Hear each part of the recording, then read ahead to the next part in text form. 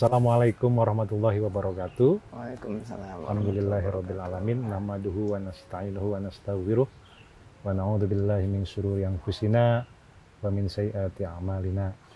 May yahdihillahu fala mudhillalah wa may yudlilhu fala hadiyalah. Asyhadu an la ilaha illallah wa asyhadu anna Muhammadan abduhu wa rasuluhu, amma ba'du. Para pemirsa, penonton channel YouTube MUI Kabupaten Bogor, alhamdulillah saat ini kita bisa berjumpa di suasana yang rileks dan santai dalam program baru yang diinisiasi oleh Komisi Informasi dan Teknologi MUI Kabupaten Bogor, yaitu podcast MUI Kabupaten Bogor. Saya Ahmad Zulfikor pada kesempatan kali ini menjadi host dari program baru yang diinisiasi oleh Komisi Infokom MUI Kabupaten Bogor. Bersama saya sudah hadir satu narasumber yang luar biasa,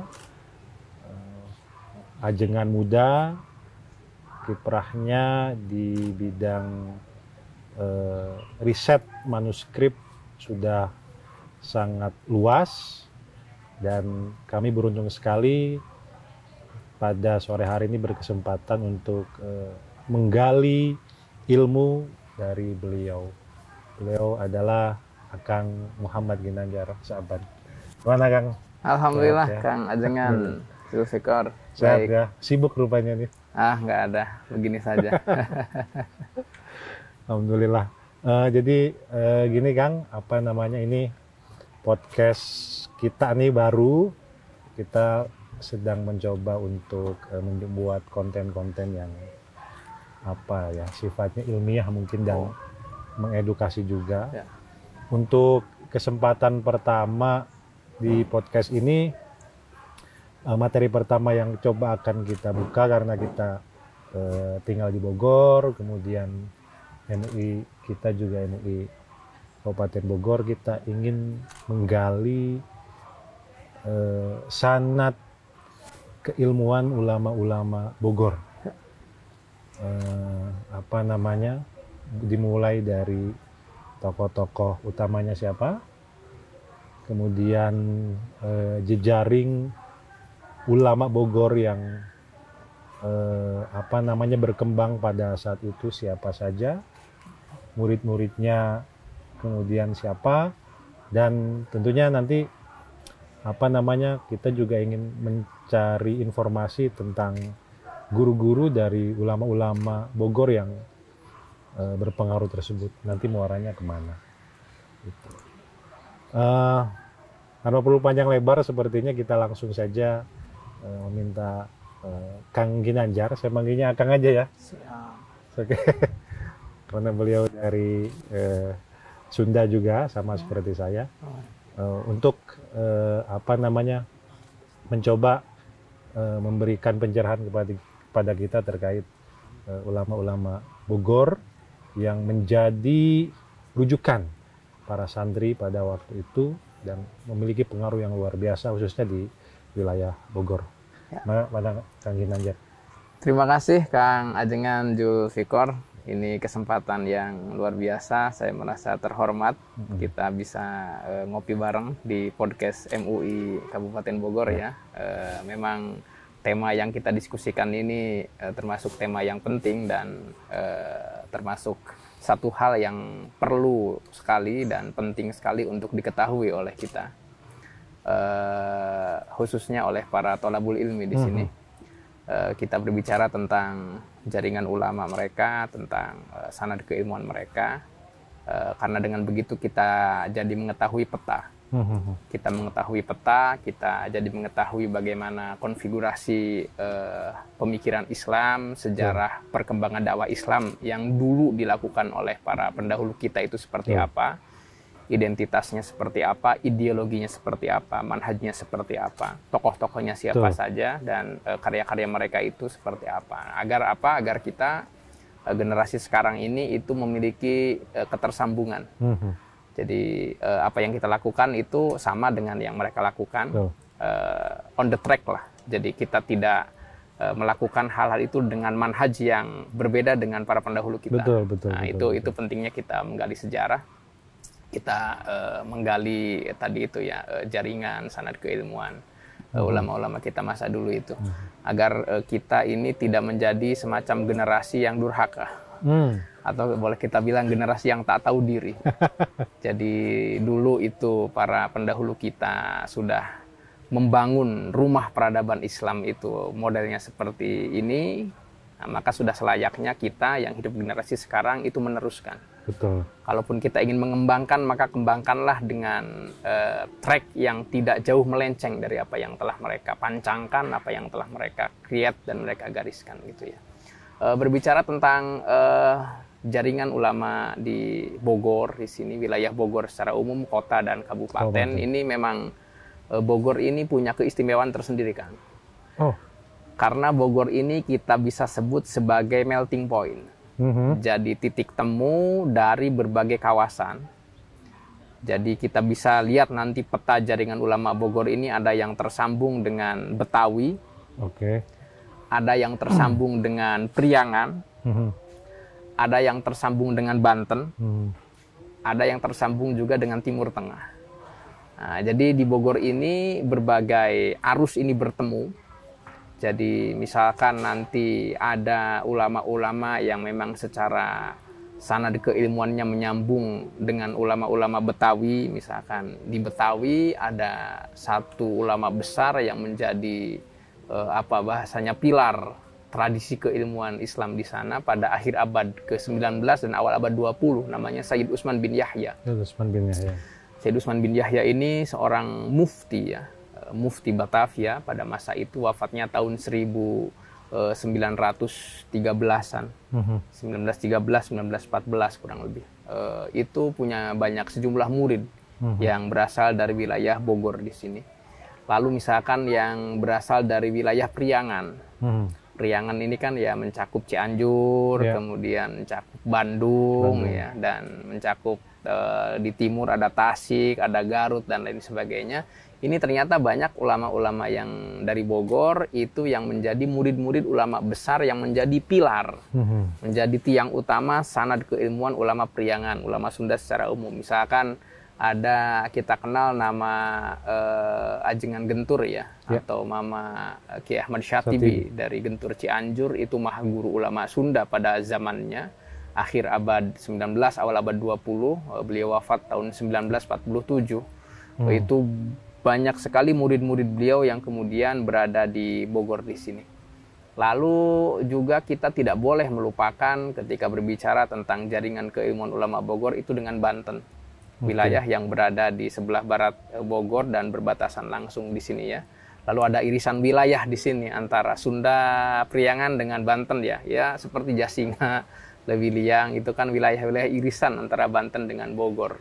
Itu banyak sekali juga di kawasan tersebut ulama-ulama yang memang menjadi murid daripada ulama-ulama besar Banten. Baik yang bermukim di Banten atau yang kemudian segmen keempat ini. Jaringan ulama Bogor juga terhubung dengan Timur Tengah. Langsung. Jadi ada banyak ulama Bogor yang memang sebelumnya tentu saja belajar di masa kecilnya itu di wilayah sekitaran tadi itu, belajar di Betawi, belajar di Priangan, belajar di Banten, tetapi kemudian melanjutkan pengembaraan keilmuannya itu ke Timur Tengah ya, ke Hijaz, ke Mekah.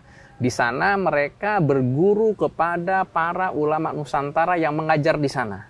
Baik ulama-ulama yang berasal dari Sunda sendiri, ataupun dari wilayah Nusantara yang lain. Misalkan ada banyak ulama Nusantara yang berasal dari Patani yang mengajar di Mekah, yang berasal dari Palembang mengajar di Mekah, berasal dari Sambas, Kalimantan mengajar, dari berbagai wilayah dulu. Itu, atau belajar langsung kepada ulama Timur Tengahnya. Nah, lalu termasuk segmen jaringan ulama Bogor dan Timur Tengah ini adalah mulai lahirnya beberapa nama ulama Bogor yang kemudian menjadi syaikh, menjadi guru besar, menjadi pengajar di Masjidil Haram. Sampai wafat di sana, berkarir sebagai ulama besar di Masjidil Haram, mengajar di sana, mengarang kitab di sana, dan hingga wafat di sana. Nah, itu secara umum di sini kita bisa petakan ya. Jadi jaringan ulama Bogor di sini jaringan yang sangat kaya, jaringan yang sangat kosmopolit, jaringan yang boleh tadi kita bilang sebagai melting point di sini ya. Karena dari Betawi ada arus yang masuk, dari Priangan ada arus yang masuk ke Bogor, dari Banten ada arus yang masuk juga ke Bogor, termasuk dari Timur Tengah.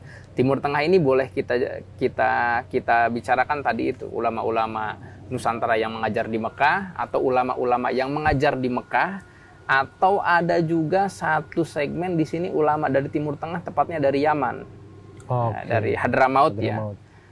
Di Bogor itu ada satu perkampungan kita kenal bersama di sini, yaitu Kampung Empang. Itu sejak ratusan tahun silam para ulama yang berasal dari Hadarim ya, dari Yaman, dari Hadramaut itu melakukan migrasi ke Nusantara dan kemudian menetap, wafat dan dikebumikan di Empang sana. Nah, ini yang kemudian turut memberikan pengaruh besar terhadap corak perkembangan keagamaan Islam dan juga corak pemikiran Islam yang berkembang di wilayah Bogor ini. Jadi misalkan di sini kita bisa telusuri Bogor pada masa pra-Islam, kita bisa bilang itu kan pusat ibu kota daripada kerajaan Sunda Pajajaran ya.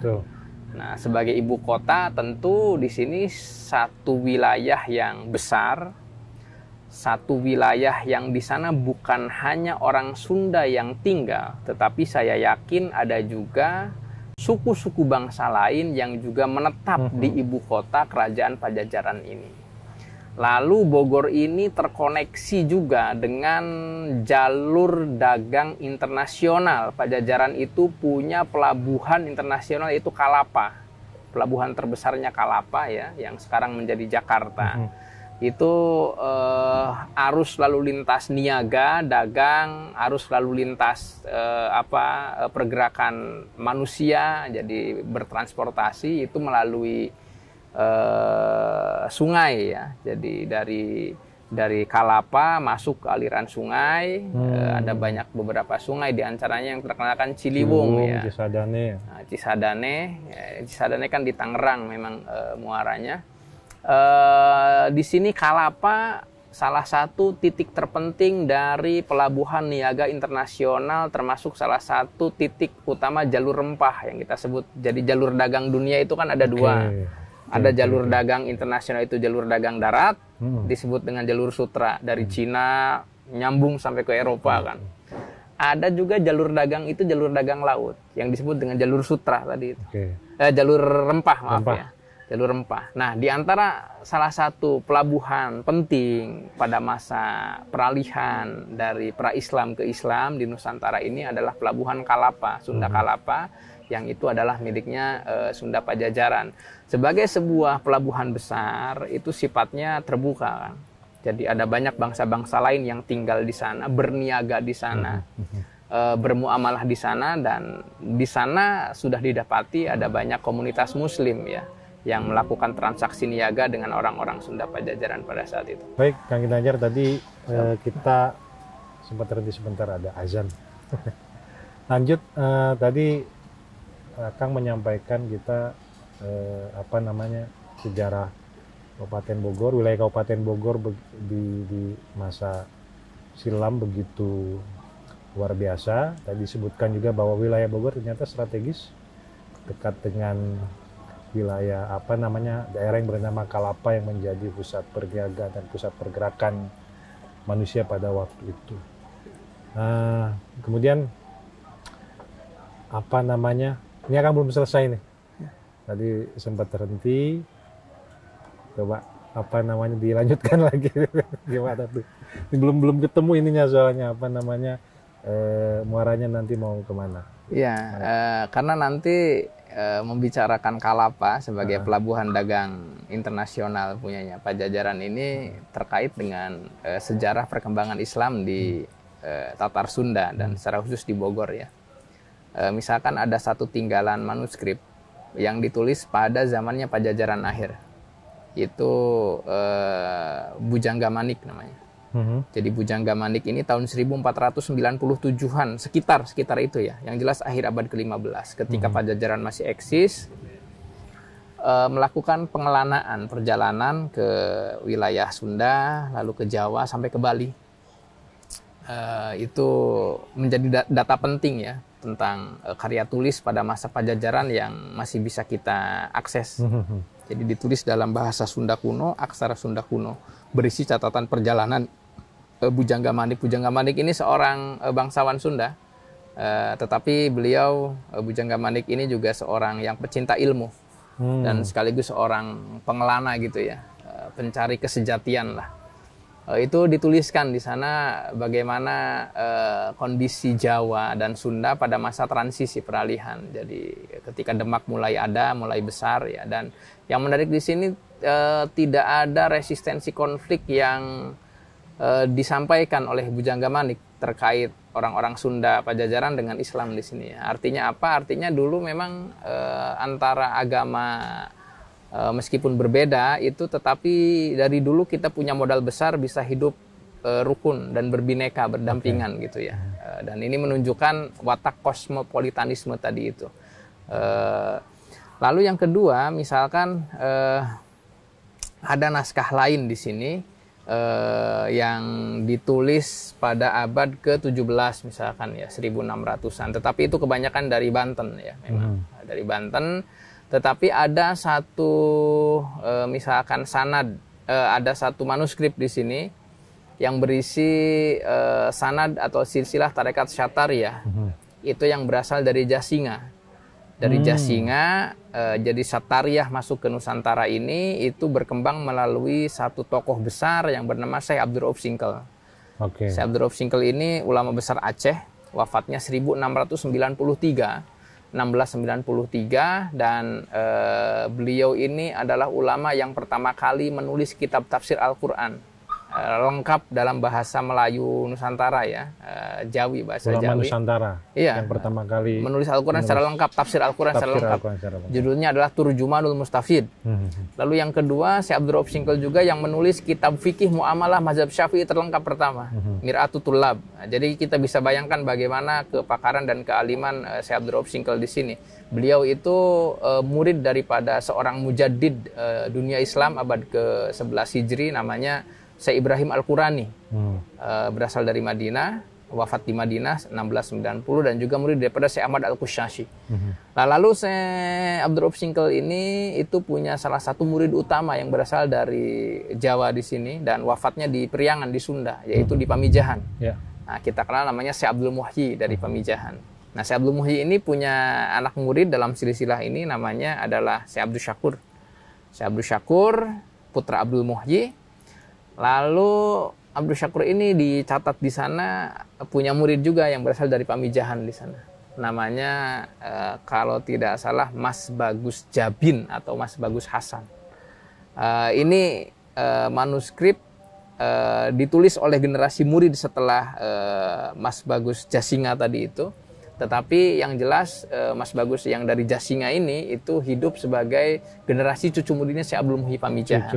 Nah, ini menunjukkan bahwa pada saat itu tradisi keilmuan Islam di Bogor itu sudah cukup mapan ya.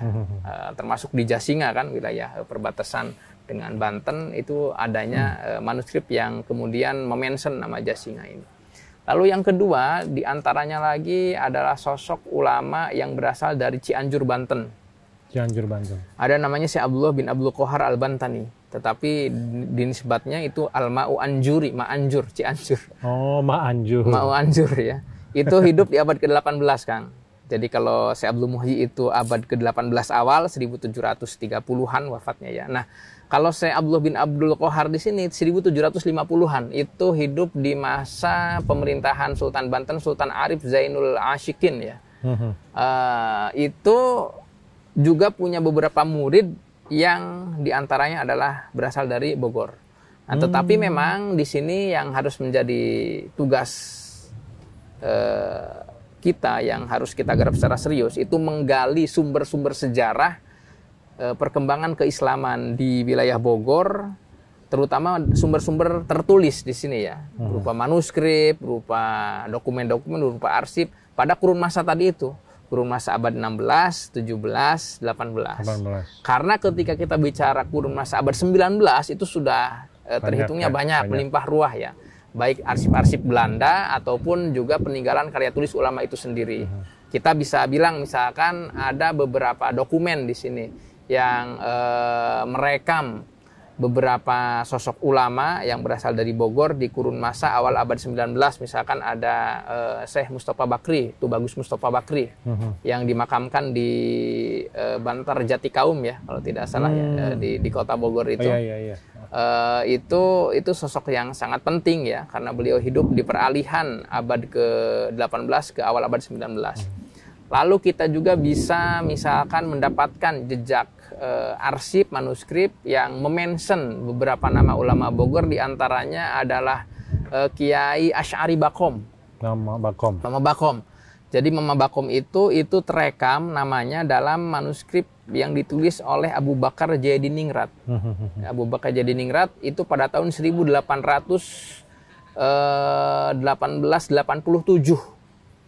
Sudah ditulis di manuskrip yang tercetak pada tahun berapa? 87. Belum dicetak, namanya manuskrip naskah tua tulis tangan. Artinya sudah tercatat di tahun itu. Di tahun itu beberapa ulama dari Banten, dari Priangan. Nah, termasuk yang menarik di sini ada satu ulama yang pernah mengajar di Mekah, generasi muridnya Syekh Nawawi, yang bernama Muhammad Asy'ari Al-Bantani Al-Mukim Halian fi Buitin Zog.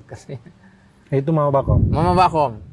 Jadi Mama Asy'ari Bakom di sini, dan beliau kan memang terafiliasi juga sebagai salah satu murid daripada Syekh Abdul Karim Banten ya, tarekat Qadiriyah Naqsyabandiyah di sini. Nah itu berarti sebentar Kang.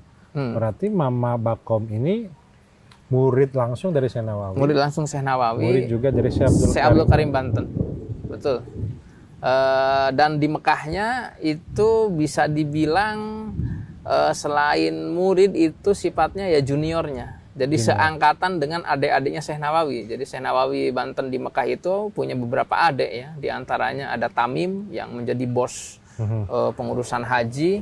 Ada juga Ahmad Al-Bantani dan beberapa ulama Banten yang lain. Nah, di antaranya yang dimention di sini itu ada Syekh Ahmad Jaha, lalu Syekh Muhammad Sohib Kadupinang kalau tidak salah ya, termasuk Muhammad Asy'ari. Bentar.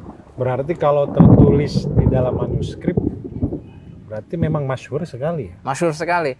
Saya ada manuskripnya, minta tolong Kang, diambilkan di mobil.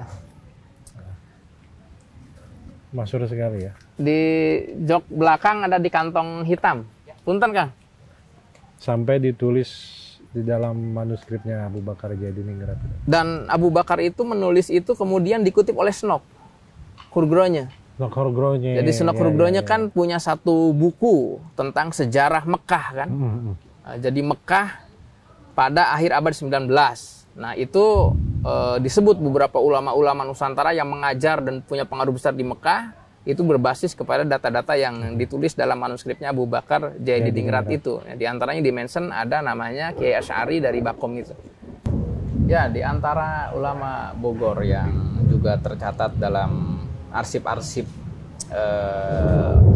konsulat pemerintahan Belanda yang ada di Jeddah itu adalah Kiai Asy'ari ya. Di Bogor dikenal dengan Mama Bakom ya. Jadi ada dokumen manuskrip di sini yang ditulis oleh Raden Abu Bakar Jayadiningrat itu pada tahun 1887. Manuskrip ini ditulis oleh Abu Bakar Jayadiningrat. Abu Bakar Jayadiningrat ini dari keluarga bangsawan Banten ya. Itu berisi catatan tentang siapa saja para ulama Nusantara yang pada kurun masa itu mengajar di Mekah dan punya pengaruh besar bagi masyarakat Muslim Nusantara. Nah, di antara ulama Bogor yang termuat namanya dalam manuskrip dan arsip tersebut itu adalah Kiai Asy'ari yang berasal dari Bakom. Itu 1887 ya. Lalu ada juga arsip di konsulat pemerintahan Belanda yang ada di Jeddah juga. pada tahun 1909 hingga 1914. Dalam arsip-arsip ini disebutkan siapa saja ulama-ulama dari Hindia Belanda yang mengajar di Masjidil Haram, termasuk lamanya mengajar sudah berapa tahun, gaji yang diterima dari pihak pemerintahan Mekah saat itu berapa. Artinya mereka ini ulama-ulama yang ketika memang sudah bisa mengajar di Mekah, itu ulama yang memang kapasitas keilmuannya sudah teruji. Karena pada masa itu ketika ada seorang ulama boleh mengajar setelah lulus dari beberapa prasyarat ujian. Jadi tidak boleh ada misalkan Kang Zulfikar nih, alim, langsung membuka majelis pengajian di Masjidil Haram, nggak boleh. Kalau bisa hanya tertentu bisa. Dengan kualifikasi tertentu. Ada kualifikasi. Jadi di antara syaratnya itu tentu saja standarisasi keilmuan yang sudah terakui. Yang kedua harus mendapatkan yang disebut dengan kredensi intelektual ya. Kredensi intelektual ini ijazah ilmu. Ijazah. Jadi misalkan Kang Zulfikar itu punya sejumlah guru.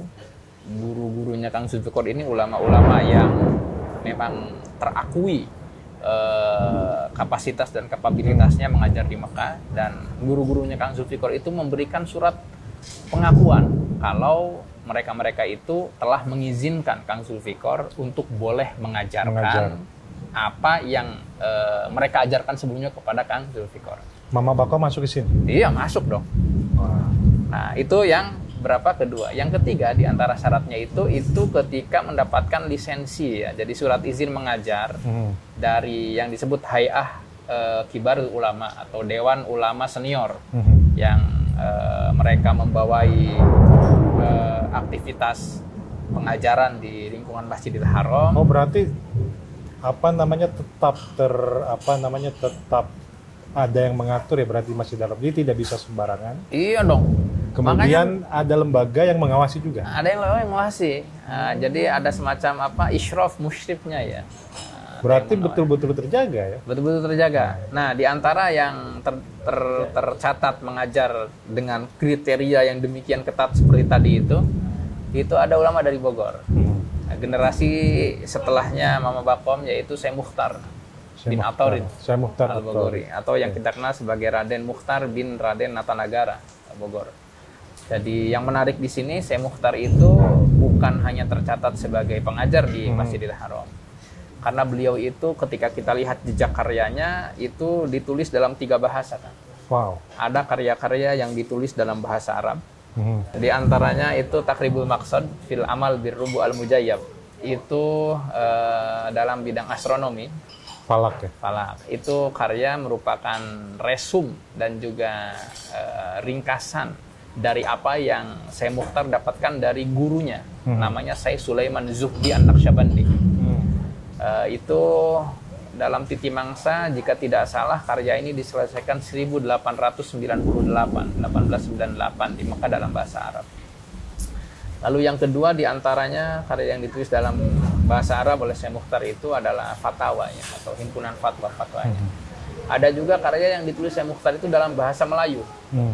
Dalam bahasa Melayu aksara Arab tentunya, diantaranya adalah kitab Usuluddin. Dalam bidang teologi di sini. Lalu ada juga satu kitab dalam bahasa Melayu itu tentang gugurnya, pokoknya tentang fidyah, tradisi fidyah.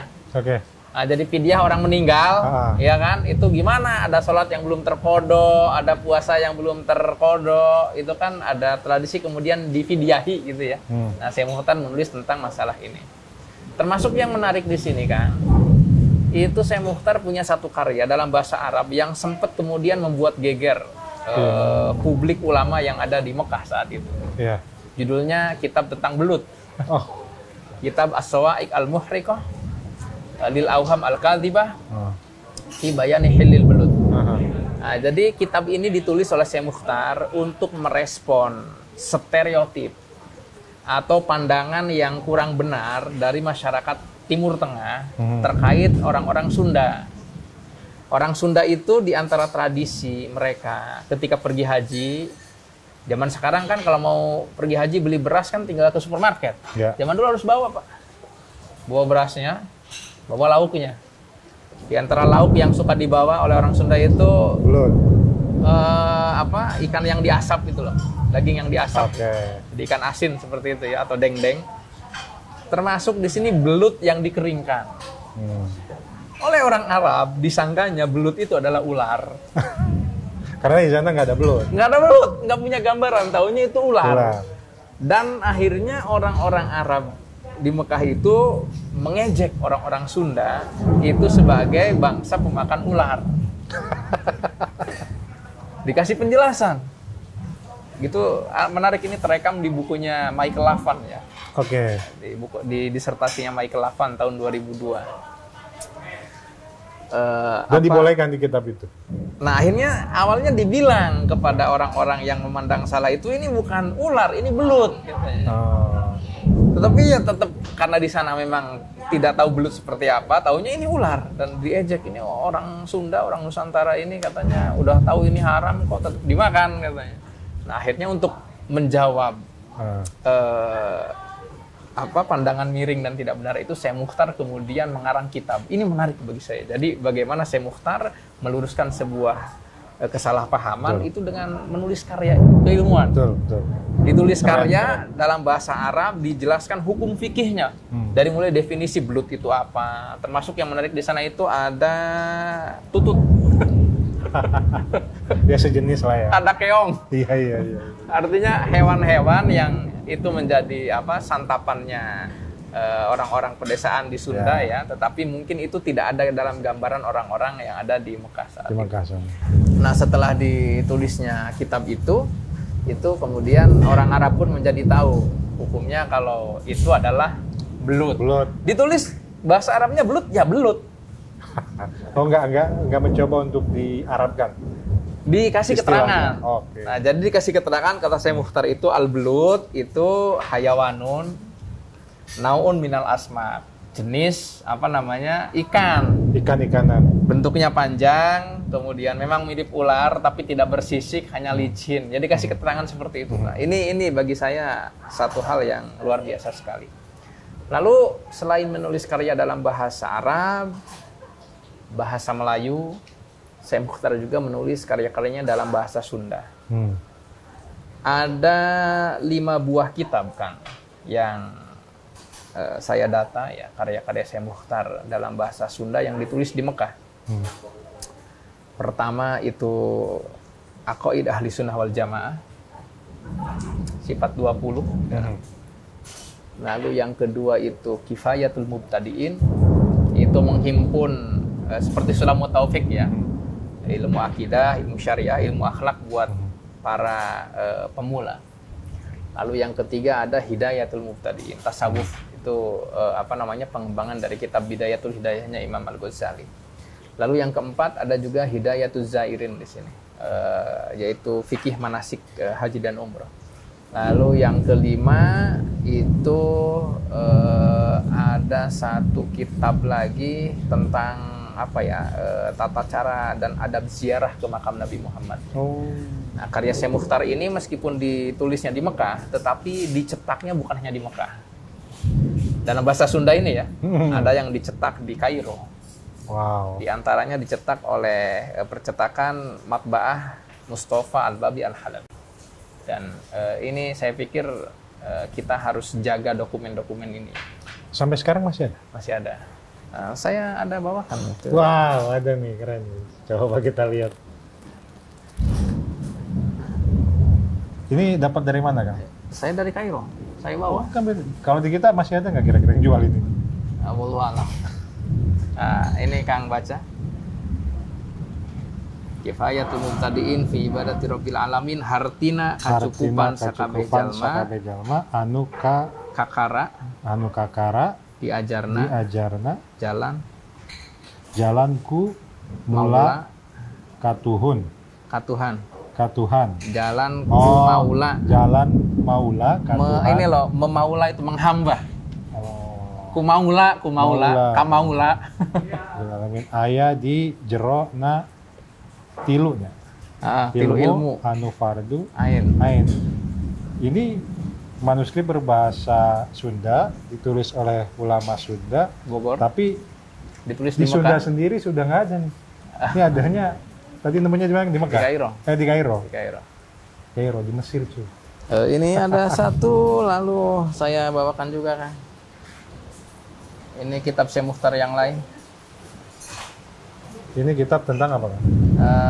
Ilmu kalam ya, tentang, tentang ilmu kalam. teologi. Tentang teologi. Aqaid. Karangan Raden Haji Muhammad Mukhtar bin Raden Natanagara. Natanegara, ahli Negeri negeri Bogor. Bogor, Betawi, anu mukim Di negeri Mekah. di negeri Mekah, anu Sok Muruk. sok muruk di Masjidil Haram. Ya, Anu sok muruk teh yang suka mengajar ya, yang mengajar. yang mengajar di Masjidil Haram. Ini lihat apa namanya, dicetak Di Mustafa Al-Babi Al-Halabi wa auladuhu Yusuf bi Babi Misr. Al-Halabi wa auladi di Mesir. Di Tahunnya Mesir. kan 1341 1413 Hijri. Hijriah. 1920 Masehinya. Ini kertas cetak pada waktu itu ya, Iya. di tahun itu. Iya, kuning. Makanya dinamai kitab kuning itu ya karena begini. Ini dijual atau Kita cari di ngambilnya gudangnya. gimana? Bang. Kita cari di gudangnya karena penerbit ini sudah layamutu walayah ya. Untungnya gudangnya masih ada. Nah ini baru bahasa Sunda. Oh, Sunda. Keren sih ini.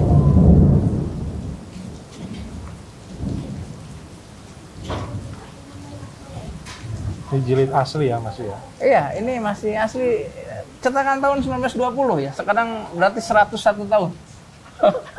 Bisa megang satu karya yang usianya sudah lebih dari 100 tahun. Dan itu karya ulama Bogor. Kembali ke Syekh Mukhtar. Nah, Ini ada satu hal yang menarik bagi saya. sambil Pak. ngopi Kang ya. Siap. Syekh Mukhtar itu kenapa menulis karya dalam bahasa Sunda di Mekah, dicetak di Mekah dan di Kairo. Kira-kira apa? Ngapain kok nulis kita bahasa Sunda? Gak ada yang ngerti di sana kan? Nah ini yang menarik di sini. Jadi ini untuk memenuhi kebutuhan orang-orang Sunda yang sedang belajar di Mekah, para pemula. Karena catatannya Senok Rugronyo dalam Mekah, sejarah Mekah itu dikatakan di antara bangsa-bangsa lain di Nusantara, yang paling banyak jumlahnya para penuntut ilmu itu orang-orang Sunda. Orang Sunda? Orang Sunda dibandingkan dengan bangsa Palembang, dengan Jawa, dengan Betawi. Itu kata Senok yang paling banyak jumlah penuntut ilmu di Mekah, bangsa-bangsa di Nusantara itu adalah orang-orang Sunda. Nah, bukan orang Jawa, tidak disebutkan orang Jawa gitu. orang Sunda. Orang Sunda. Orang Sunda. Secara spesifik Sunda. Sunda Priangan. Nah, tetapi meskipun di sana yang paling banyak itu orang Sunda, tetapi belum ada satu kitab pegangan yang itu dijadikan buku acuan pelajaran bagi orang-orang Sunda pemula yang belajar di sana. Karena itu kata Senok di sana, pelajar Sunda ketika belum bisa berbahasa Arab dan ingin menguasai dasar-dasar ilmu-ilmu keislaman termasuk tata bahasa Arab di Mekah, mereka harus belajar di sana kepada syekh-syekh yang syekh itu menerangkannya kalau tidak dalam bahasa Melayu, dalam bahasa Jawa. Oke. Nah, makanya Syekh Mukhtar di sini itu ingin ya tadi itu ya Semacam memberikan solusi lah ya. ya. Lalu yang kedua, kitab-kitab yang dicetak di Timur Tengah pada kurun masa itu. Kitab-kitab ulama Nusantara yang dicetak di Timur Tengah pada kurun masa itu dominannya 3 bahasa. Oke. Arab, Melayu, Jawa.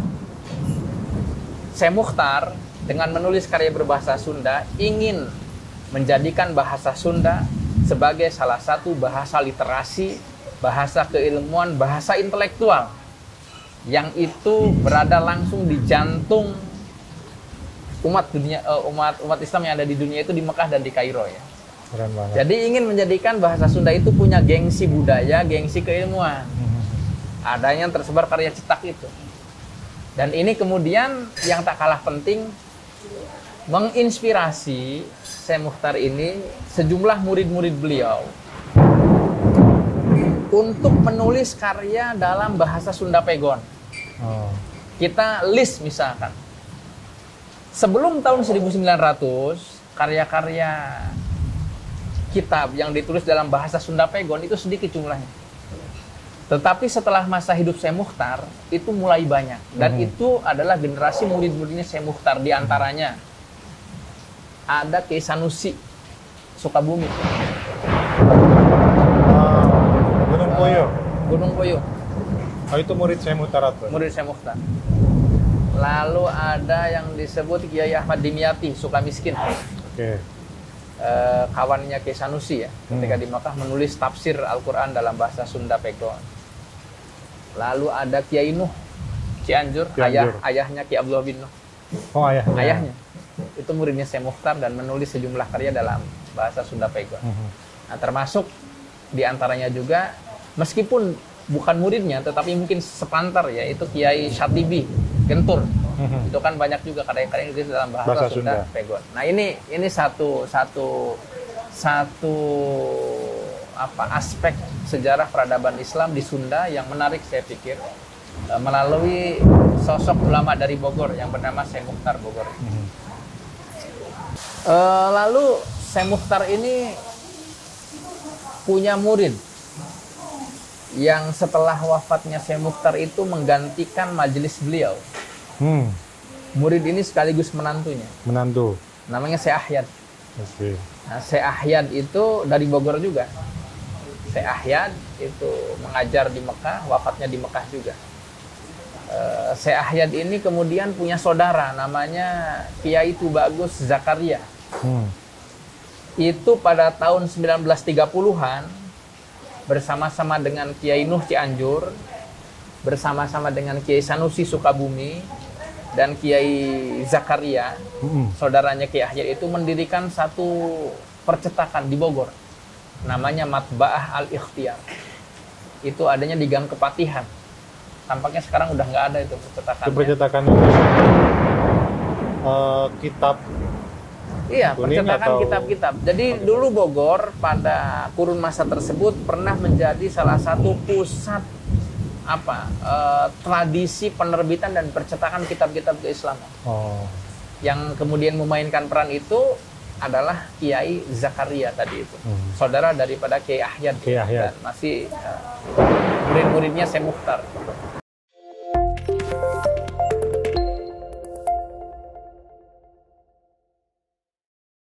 Kang Ganjar, tadi sudah selesai kita membahas Syekh Muchtar At-Thorid, sekarang ke menantunya, Syekh Ahyad At-Thorid. Mangga. Jadi ada ulama Bogor lain ya, mengajar di Mekah sampai tahun 50-an. Itu namanya Syekh Muhammad Ahyad bin Idris bin Abu Bakar bin Tubagus Mustafa Bakri. Jadi saya masih belum mengkonfirmasi dari silsilah ini apakah Syekh Ahyad Bogor ini memang dari Kiai Tubagus Mustafa Bakri yang ada di Bantarjati atau Mustafa Bakri yang lain. Tetapi yang jelas Syekh Ahyad ini itu menjadi ulama dari Bogor yang kemudian mengajar di Masjidil Haram hingga wafat di sana. Kalau tidak tahun 47, Syekh Ahyad itu wafat tahun 52. Ini nanti dikonfirmasi ulang, kita lihat di catatan kesejarahannya. Syekh Ahyad ini meskipun orang Bogor, tetapi murid-murid beliau itu bukan hanya dari Sunda. Ada satu manuskrip di sini, ijazah Syekh Ahyad Bogor itu diperuntukkan untuk salah satu murid beliau yang berasal dari Malaka, Malaysia. Itu namanya Muhammad Said Al-Malakawi. Jadi Syekh Muhammad Said Malaka itu termasuk di antara ulama Melayu yang juga mengajar di Mekah. Itu mendapatkan ijazah di sini yang diberikan oleh gurunya, yaitu Syekh Muhammad Ahyad bin Idris dari Bogor ini.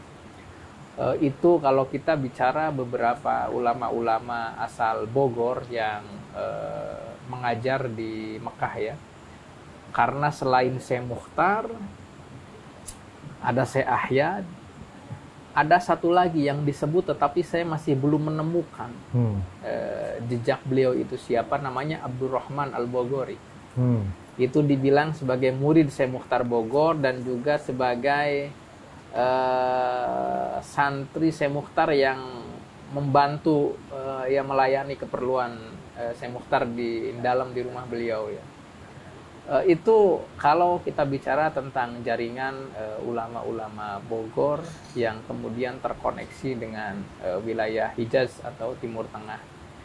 Lalu ulama-ulama Bogor juga diantaranya ada banyak yang terkoneksi dengan Priangan ya, dengan contohnya dengan Gentur di sini. Ada banyak beberapa ulama dari Bogor yang menjadi muridnya Kiai Syatibi Gentur. Kiai Syatibi Gentur sebagaimana kita tahu itu boleh kita sebut sebagai mahaguru ulama Sunda pada masanya. Pada kurun separuh pertama abad ke-20 ya, beliau wafat tahun 1947. Nah, di antara murid daripada Syekh Syatibi Gentur itu adalah Kiai Ruyani. Kiai Ruyani Cisempur. Kiai Ruyani Cisempur ini juga selain menjadi muridnya Kiai Syatibi Gentur, itu juga menjadi muridnya Kiai Hasan Basri bin Abdullah bin Sumapraja, yang dikenal dengan Mama Cicurug. Kiai Hasan Basri Cicurug Sukabumi. Itu muridnya sekaligus juga menantunya. Jadi Cisempur ini saya pikir memadukan banyak tradisi keilmuan ya. Ada dari Cianjur, ada dari Sukabumi, dari Kiai Hasan Basri. Dan Kiai Hasan Basri ini diantara guru yang paling berpengaruh terhadap beliau itu adalah Sayyid Usman Batavia. Jadi Sayyid Usman itu ada ijazah tertulis. Sayyid Usman mengijazahkan periwayatan beliau dan kitab-kitab yang dikarang oleh Sayyid Usman boleh sekiranya kemudian nanti diajarkan oleh Kiai Hasan Basri Abdullah Cicurug ini ya. Kiai Hasan Basri Abdullah Cicurug ini boleh kita bilang satu letting dengan Syekh Mukhtar Bogor di sini, meskipun wafatnya lebih belakangan, tetapi beliau itu kalau dilihat dari karir kepenulisannya itu termasuk tokoh yang penting dalam melahirkan tradisi tulis kitab-kitab Sunda Pegon. Karena Syekh Hasan Basri Cicurug ini itu yang menerjemahkan beberapa karya gurunya Sayyid Usman bin Yahya dari bahasa Melayu Betawi ke dalam bahasa Sunda. Pegon tentunya ya. Termasuk yang menerjemahkan kitab perukunan. Kita tahu di antara kitab yang menjadi rujukan dalam kajian keilmuan Islam, khususnya dalam bidang hukum Islam bagi para pemula di dunia Melayu ini, itu ada namanya kitab perukunan. Kitab perukunan ini ringkasan daripada kitab Sabilul Muhtadin karangannya Syekh Arsad Banjar, lalu oleh salah satu keturunannya kitab Sabilul Muhtadin ini diringkas menjadi kitab perukunan. Nah, kitab perukunan Melayu ini kemudian diterjemahkan ke dalam bahasa Sunda oleh Kiai Hasan Basri Cicurug ini.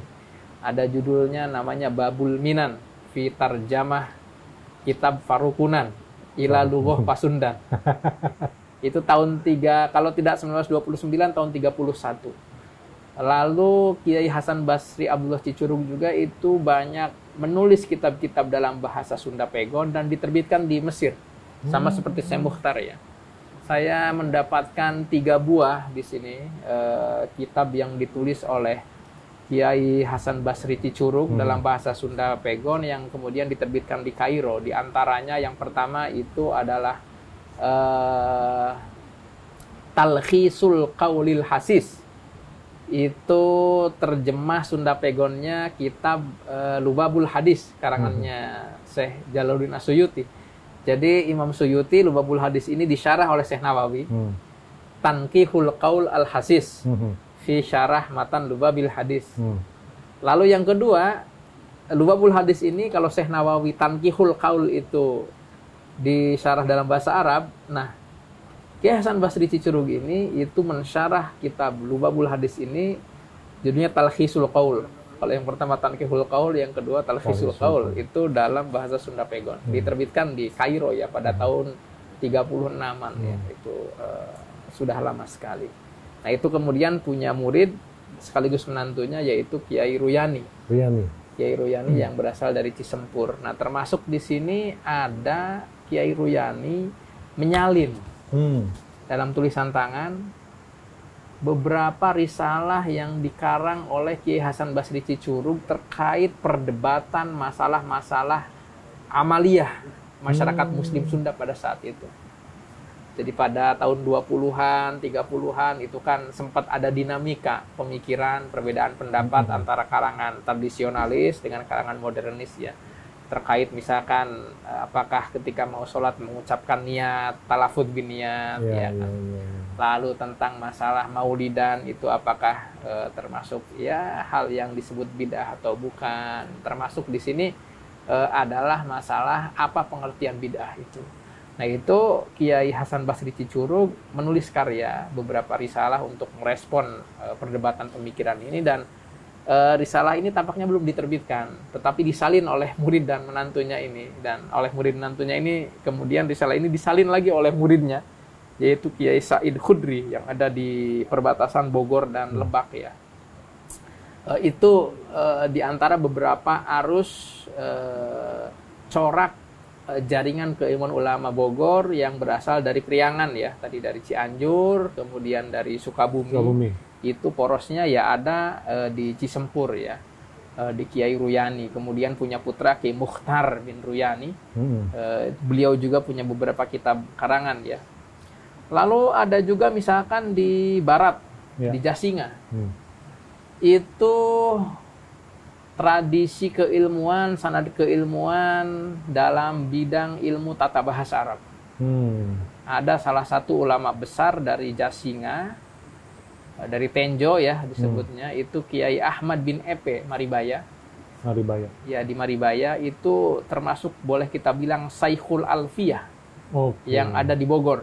Karena apa? Karena beliau itu yang kemudian mengembangkan tradisi pembelajaran kitab tata bahasa Arab yang paling populer dan di kalangan menengah ke atas lah. Kalau kalangan pemula kan ya Jurmiyah gitu ya. Kalau kalangan menengah itu ya Imriti atau Mutamimah atau Kawakib Duriyah. Nah, Alfiyah ini kan 1000 bait tentang teori tata bahasa Arab. Itu yang mengembangkan tradisi pengajaran ilmu tata bahasa Arab berbasis kitab Alfiyah itu adalah Kiai Ahmad bin Epe Maribaya. Makanya pondoknya juga namanya Riyadul Alfiyah atau Taman Kitab Alfiyah di sini. Nah, yang menarik di sini jaringan Alfiyah Bogor melalui sosok Kiai Ahmad bin Epe ini itu tersambung dengan Priangan juga, dengan Garut ya. Ada namanya Kiai Azra'i. Kiai Muhammad Ahmad Azra'i dari Sukaraja Garut. Kiai Ahmad Azra'i itu bisa kita bilang sebagai Syekhul Alfiyah di Tatar Sunda. Karena apa? Karena beliau yang membawa tradisi pengajaran Alfiyah secara lebih sistematis lah kita bisa bilang ya. Dan Kiai Ahmad Azra'i Sukaraja ini itu mengambil tradisi ini dari gurunya yang berasal dari Jawa Tengah, dari Rembang, yaitu Kiai Khalil Harun dari Kasingan. Yang tak lain adalah kakeknya Gusmus dari jalur ibu. Jadi Kiai Khalil Kasingan itu dijuluki Sibawaih Jawa.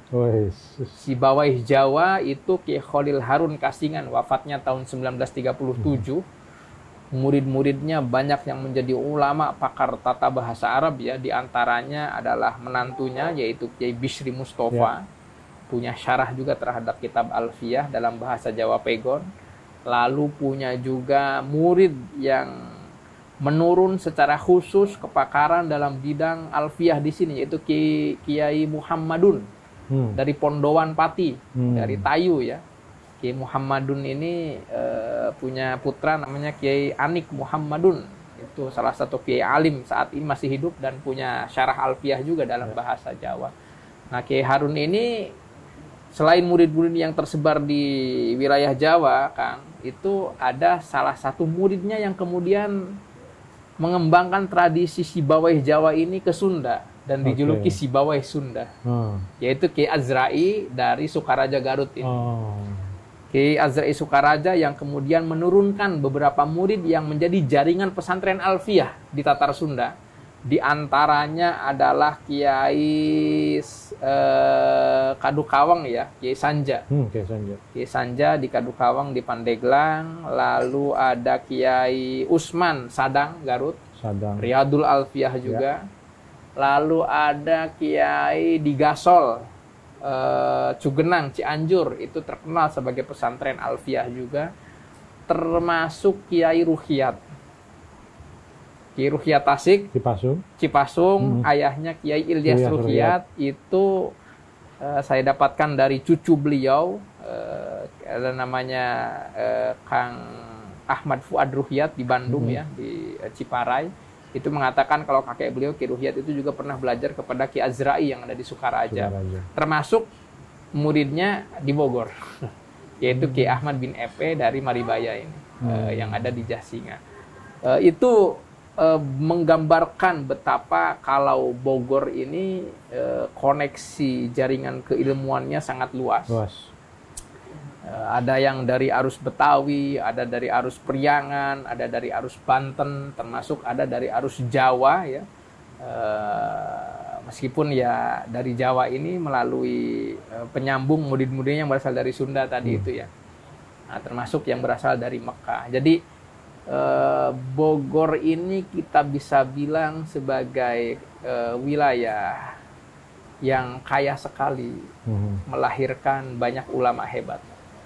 Hampir di setiap penjuru itu ada ulama yang level keilmuannya diakui, bukan hanya di tingkat kabupaten kota Bogor saja, tetapi juga di tingkat Pasundan secara umum, bahkan di tingkat dunia internasional, dunia Islam. Ya. Dan tentu saja kita tidak boleh di sini melupakan ketika berbicara jaringan ulama Bogor, yaitu dari jalur Banten ya. Di antaranya adalah Kiai Tubagus Falak, Pagentongan. Jadi Kiai Tubagus Falak ini jaringan keilmuannya adalah Banten dan juga Mekah. Nah, ini salah satu beberapa pilar-pilar kalau kita boleh bilang jaringan keilmuan ulama Bogor pada akhir abad 19, awal abad 20 yang kemudian melahirkan generasi misalkan yang mungkin sempat kita jumpai ya, di antaranya ada Kiai Mama Kedawung ya. Kiai Basri. Itu tercatat juga sebagai murid daripada Gentur ya. Betul. Lalu ada juga misalkan Kiai Tanah Baru, Memanah Rawi yang baru wafat Allah yarham beberapa waktu lalu, itu juga tersambung tradisi keilmuannya dengan jaringan ulama-ulama yang tadi kita sebutkan ini. Termasuk diantaranya mungkin beberapa kiai seperti Darut Tafsir ya. Kiai Istihori. Nah, ada Kiai Istihori di Darut Tafsir dan juga kiai-kiai yang lain. Baik, terakhir mungkin sebelum kita tutup, saya minta Kang Ginanjar untuk memberikan semacam pesan mungkin kepada pemirsa yang ada di channel YouTube kami, khususnya masyarakat Bogor, terkait dengan pentingnya memelihara sanad, menjaga sanad, dan sebenarnya apa yang bisa kita isi nih dari apa yang tadi disebutkan tokoh-tokoh besar yang sudah banyak melahirkan generasi-generasi santri yang saat ini tersebar di Seantero Bogor. Kira-kira pesan penting apa yang perlu disampaikan kepada masyarakat Bogor agar kita bisa mengambil pelajaran dari tadi yang sudah disampaikan?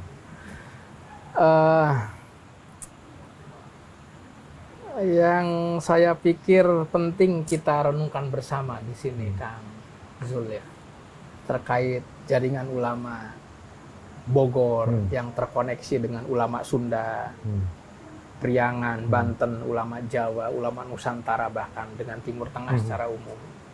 Itu pertama menunjukkan bahwasannya penting adanya jaringan keilmuan yang saling menyambung satu sama lain. Ya. Karena dengan jaringan keilmuan itu akan melahirkan satu kekuatan besar. Lalu akan menjaga pemahaman dan manhaj keislaman yang on the track sesuai dengan apa yang diajarkan oleh guru-guru terdahulu. Betul. Karena ketika kemudian kita wawanian gitu ya, keluar dari track ini, melahirkan manhaj baru, melahirkan tradisi baru, itu harus kita pikirkan matang-matang apakah model, manhaj, tradisi yang dibawa dengan keluar on the track jaringan keilmuan itu lebih banyak manfaatnya atau madorotnya. Ya. Yang kedua, sanad keilmuan ini bukan untuk kemudian kita gagah-gagahan, gaya-gayaan, bukan. Tetapi ini sebagai bentuk pertanggungjawaban kita. Jika apa yang kita sampaikan ini itu memang sesuai dengan apa yang dulu dilakukan oleh guru-guru kita. Ya. Amaliyahnya sama, tradisi keilmuannya sama, manhaj fikirnya sama, harokahnya sama, dan seterusnya sama di sini. Guru-guru kita itu mereka mempraktekkan, mengembangkan, mengajarkan itu sesuai dengan apa yang dulu mereka dapatkan dari guru-gurunya juga. Sambung menyambung terus, tradisi ini tidak putus sampai kepada para ulama besar di masa dulu dengan Imam Nawawi, dengan Imam Ghazali, dengan Imam Haramain, dengan Imam Ar-Rafi'i, dengan Imam Al-Juwaini atau Imam Haramain tadi ya, dengan generasi sebelumnya lagi, dengan zamannya Imam Asy-Syairazi, dengan zamannya Imam Al-Buwaiti, dengan zamannya Imam Al-Muzani, murid-muridnya Imam Syafi'i, dengan generasinya Imam Syafi'i, dan seterusnya. Ada beberapa perubahan, memang ada, tidak bisa dipungkiri, tetapi perubahan itu bukan bersifat perubahan yang loncatannya terlalu jauh, tetapi perubahan yang sifatnya gradasinya itu sangat mulus gitu ya. Nah, itu yang kedua. Lalu yang ketiga, pentingnya kita mempelajari tentang dan mengetahui tentang peta jaringan keulamaan, sanad keilmuan. Itu kita ibaratkan kalau ini seperti akar bagi pohon. Ya. Pohon yang tidak punya akar itu ya mudah terombang-ambing ya, karena dia tidak punya basis pijakan, dia tidak punya akar. Atau kita ibaratkan seperti rumah yang tanpa punya pondasi. Itu mudah sekali dirubuhkan. Ini artinya ketahanan ideologi kita, Pak. Ideologi yang penting di sini agar kita tidak mudah kemudian digoyahkan dengan ideologi keislaman yang muncul setelah masa kolonial di sini, yang baru datang dari luar ya, datang dari Timur Tengah, datang dari India, datang dari mana-mana. Itu kan di Indonesia cangkokannya banyak. Nah, ini kalau kita punya basis akar pohon, sekuat apapun angin, itu insya Allah akan tetap pancek gitu ya. Lalu yang ketiga, ini satu buah spirit yang saya pikir tidak boleh kita lupakan, Kang Zul. Ulama-ulama kita dulu ini itu telah memberikan kita dasar, memadukan antara keislaman, kebangsaan, keindonesiaan, dan juga kesundaan. Jadi bagaimana tiga unsur ini berpadu secara harmoni, tidak bertentangan. Keislamannya jelas, keindonesiaan, komitmen kebangsaannya juga tidak diragukan, dan kesundaannya tidak hilang. Artinya ada dialog antara nilai-nilai keagamaan, nilai-nilai kebangsaan, dan nilai-nilai kebudayaan. Kita orang Muslim, kita warga negara Indonesia, kita juga jangan lupa asal usul budaya kita indung orang Sunda. Orang Sunda. Ada nilai-nilai kesundaan yang telah diakomodir, dijaga agar itu tetap berselaras dengan nilai-nilai keislaman dan kebangsaan oleh para ulama terdahulu itu. Artinya bukan justru kemudian dipertentangkan antara keislaman katanya bertentangan dengan keindonesiaan, ya kan? Katanya Islam bertentangan dengan NKRI, tidak. Tetapi dulu guru-guru kita yang disebutkan itu sudah berhasil mendialogkan dan ya mengkombinasikan itu semua. Karena kalau misalkan kita lepas dari itu, maka tidak mustahil kalau kemudian kita akan terjebak pada pemahaman yang justru membenturkan, mempertentangkan antara aspek kesundaan dengan aspek keislaman. Nah, tetapi guru-guru kita itu kealimannya teruji melalui kiprah keilmuan beliau, melalui karya-karya tertulis beliau gitu ya. Lalu kebangsaannya teruji, nasionalismenya teruji, dan juga kesundaannya itu yang tetap tidak tertinggal. Nah, ini bagi saya hal penting yang harus jadi renungan kita bersama. Dan terakhir, Kang Zul di sini, warisan pemikiran para ulama terdahulu ini itu menjadi tanggung jawab kita agar bagaimana generasi kita dan setelah kita itu tetap tersambung dengan warisan tersebut, tidak terputus. Makanya di sini saya sangat merasa bahagia sekali, Kang Zul, dari MUI Kabupaten Bogor ya. Itu ada program untuk bagaimana menggali khazanah ulama Bogor, sejarah hidup mereka, kiprah mereka, lalu nilai-nilai spirit luhur mereka seperti apa, termasuk karya-karya mereka. Nah, itu yang menjadi tanggung jawab kita agar bagaimana ini itu tetap kemudian terjaga, terajarkan kepada generasi kita dan setelah kita. Begitu, Kang Zul. Baik, terima kasih Kang Ginanjar. Sami-sami. Luar biasa, sangat menginspirasi. Apalagi tadi yang 3 nilai yang harus tertanam kuat di dalam diri kita. Yang pertama yaitu keislaman, keindonesiaan, dan kesundaan. Ini harus menjadi semacam spirit kita untuk bergerak dan tanpa menghilangkan nilai-nilai keislaman dan kebudayaan Sunda khususnya. Terima kasih Kang Ginanjar. Sami-sami. Sudah meluangkan waktunya sore hari ini lama nih, dari siang sampai alhamdulillah sekarang kita berada di penghujung acara vlog kita pada sore hari ini. Insya Allah di lain kesempatan kita akan berjumpa lagi. Mudah-mudahan apa yang tadi disampaikan bisa kita ambil manfaat. Terima kasih. Saya undur diri. Allahumma fiqhil kami tarik. Assalamualaikum warahmatullahi wabarakatuh. Waalaikumsalam warahmatullahi wabarakatuh.